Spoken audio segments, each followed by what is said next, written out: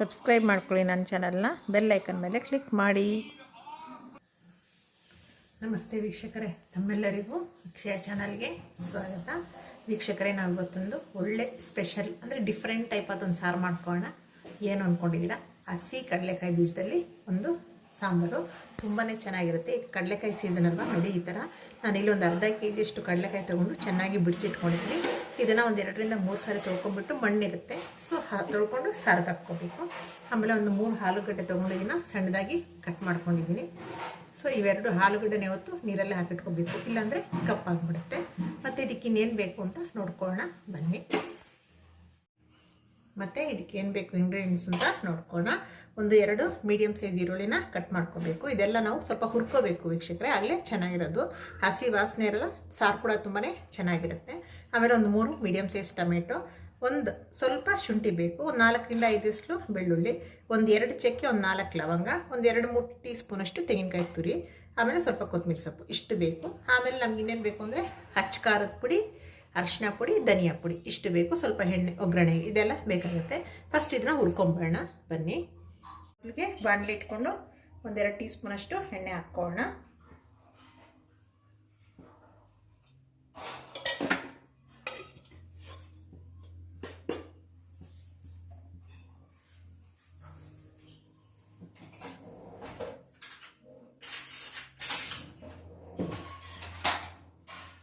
ಎಣ್ಣೆ ಬಿಸಿ ಆದಮೇಲೆ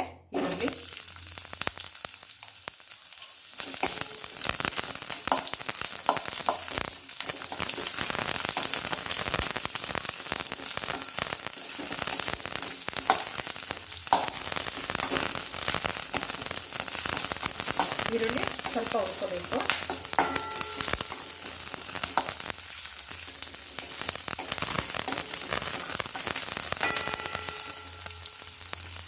ನಂತರ ಟೊಮೆಟೊ ಹಾಕ್ಕೊಳ್ಳೋಣ.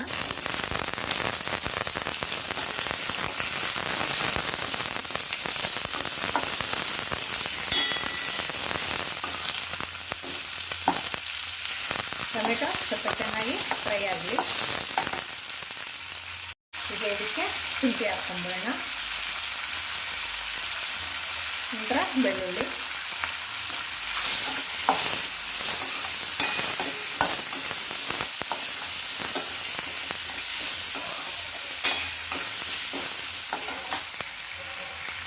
ನಂತರ ಸ್ವಲ್ಪ ತೆಂಗಿನಕಾಯಿ,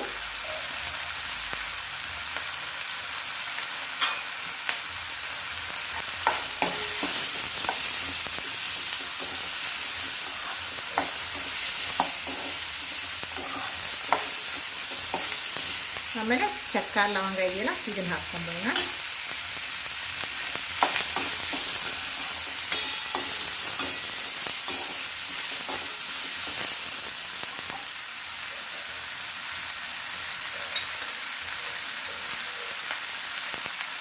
ಈಗ ಸ್ವಲ್ಪ ಕೊತ್ತಂಬರಿ ಸೊಪ್ಪು ಹಾಕ್ಕೊಂಡು ಸ್ಟವ್ ಆಫ್ ಮಾಡ್ಕೊಂಬೋಣ.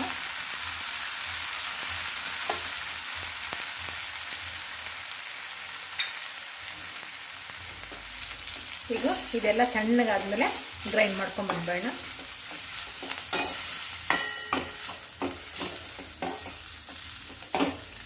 ಬಿಸಿಯಲ್ಲೇ ಸ್ವಲ್ಪ ಈ ಥರ ಮಾಡಿಕೊಂಡ್ರೆ ಸಾಕು. ಕೊತ್ತಂಬರಿ ಸೊಪ್ಪಿಗೆ ಸಪ್ರೇಟಾಗಿ ಹುರಿಬೇಕಾಗಿಲ್ಲ. ಈಗ ಇದೆಲ್ಲ ತಣ್ಣಗಾಗಲಿ, ತಣ್ಣಗಾದ್ಮೇಲೆ ಗ್ರೈಂಡ್ ಮಾಡ್ಕೊಂಡು ಬರೋಣ. ಈಗ ಕೂಲಾಗಿದೆ, ರುಬ್ಕೊಂಡ್ಬಂದ್ಬೇಡ.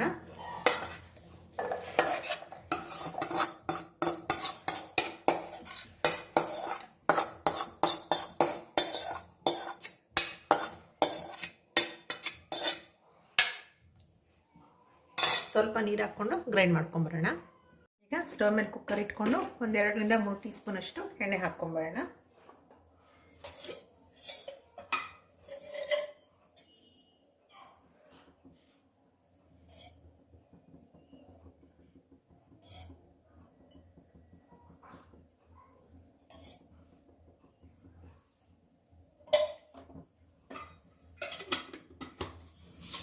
ಎಣ್ಣೆ ಬಿಸಿ ಆಗಲಿ.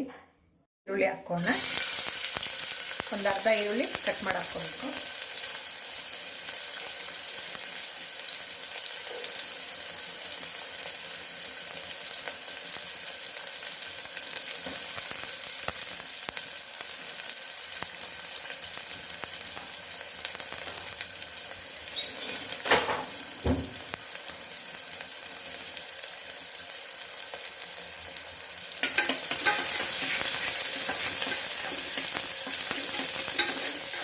ಈರುಳ್ಳಿ ಸ್ವಲ್ಪ ಚೆನ್ನಾಗಿ ಫ್ರೈ ಆಗಲಿ.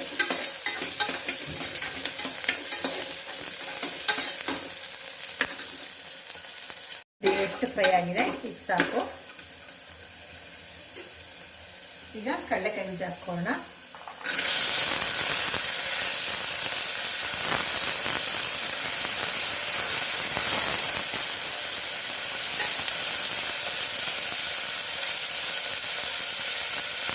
ಈಗ ಆಲೂಗಡ್ಡೆನ ಹಾಕೊಂಡೋಣ.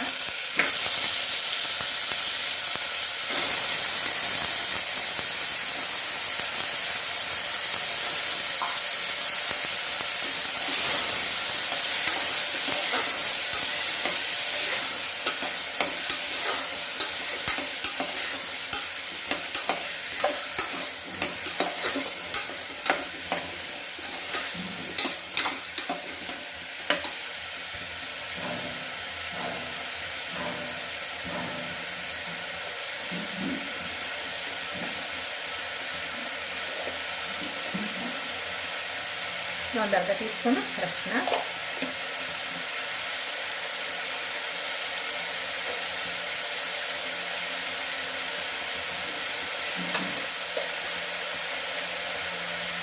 ಒಂದು ಟೀ ಸ್ಪೂನು ಹಚ್ಚ ಖಾರದ ಪುಡಿ,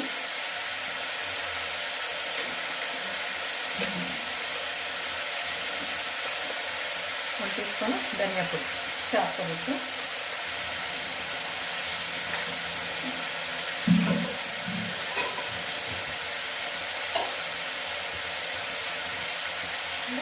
ಚೆನ್ನಾಗಿ ಮಿಕ್ಸ್ ಮಾಡಿ.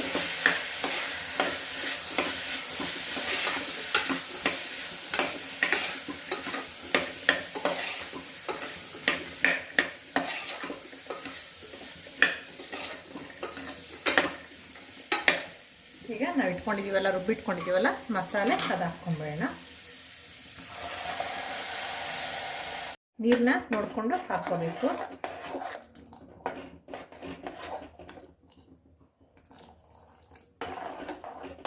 ಇದು ಅನ್ನ, ಮುದ್ದೆ, ಚಪಾತಿ, ಇಡ್ಲಿ, ದೋಸೆಗೆಲ್ಲ ತುಂಬ ಚೆನ್ನಾಗಿರುತ್ತೆ ವೀಕ್ಷಕರೇ. ಸ್ವಲ್ಪ ಗಟ್ಟಿಯಾಗಾದರೆ ಇಡ್ಲಿ, ದೋಸೆಗೆಲ್ಲ ಚೆನ್ನಾಗಿರುತ್ತೆ. ಅನ್ನ, ಮುದ್ದೆಗಾದರೆ ಸ್ವಲ್ಪ ನೀರು ಮಾಡ್ಕೊಳ್ಳಿ. ನೋಡಿ ನಾನು ಈ ಕನ್ಸಿಸ್ಟೆನ್ಸಿ ತೊಗೊಂಡಿದ್ದೀನಿ.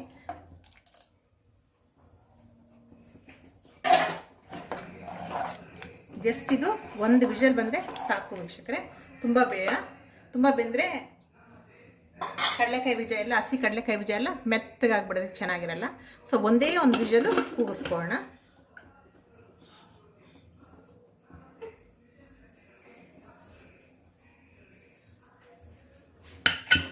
ಒಂದು ವಿಷಲ್ ಬರಲಿ ಸಾಕು.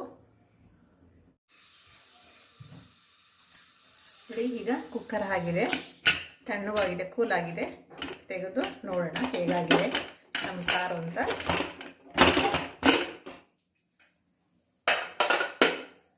ನೋಡಿ ಚೆನ್ನಾಗಾಗಿದೆ. ಒಂದೇ ವಿಷಲ್ ನಾನು ಕೂಗಿಸ್ಕೊಂಡಿದ್ದು. ನೋಡಿ ಕರೆಕ್ಟಾಗಿ ಬೆಂದಿದೆ. ಆಲೂಗಡ್ಡೆ ಇದು ಎಲ್ಲನೂ ತುಂಬಾ ಚೆನ್ನಾಗಿರುತ್ತೆ ವೀಕ್ಷಕರೇ. ಡಿಫ್ರೆಂಟ್ ಆದ ಒಂದು ಸಾರಿದು. ನಾನು ಇನ್ನೂ ಗಟ್ಟಿ ಬೇಕು, ಚಪಾತಿ, ಪೂರಿ ಅಥವಾ ಇಡ್ಲಿ, ದೋಸೆಗೆ ಅಂದರೆ ಗಟ್ಟಿಯಾಗಿ ಮಾಡ್ಕೊಳ್ಳಿ. ನೋಡಿ ಚೆನ್ನಾಗಾಗಿದೆ.